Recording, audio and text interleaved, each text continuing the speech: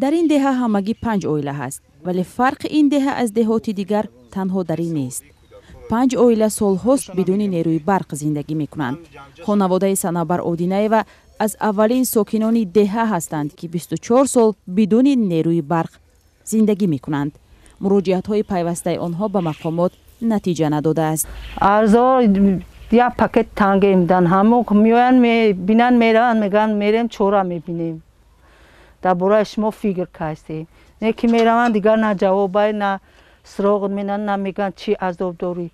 نه خود در تاجیکستان تمام جا سوید داشته باشه و گست باشه و ما در اینجا 23 24 سال شد به سوید باشیم عذاب زندگی بکشیم. سال 1998 سطح دریای وخش بالا رفت و خانه این زن تخریب شد. خانواده صنوبر به دهه دیگری همین جماعت کوچ کرد. آوردن همجا کچوندن آوردن اینجا گفتن آباد میشوه، راحت و ساز مینیم، اینجا مکتب میشوه، بنگاه طبی میشوه، قشلاق میشوه، آباد میشوه. برای بردن نیروی برق سیمچوب، ناقل‌های برقی و ایستگاه برقی لازم است، ولی 5 خواجگی در 3 خانواده امکان خریداری آن را ندارند.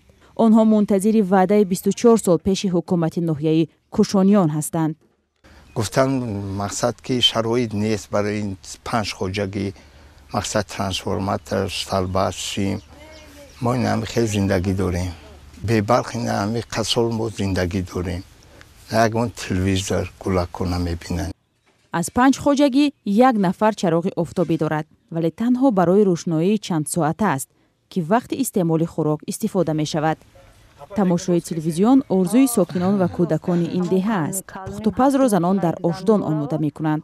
از حکومت ناحیه کوشانیان می گویند که مشکل ساکنان حل می شود، اما مردم دیگر به این وعده ها باور ندارند.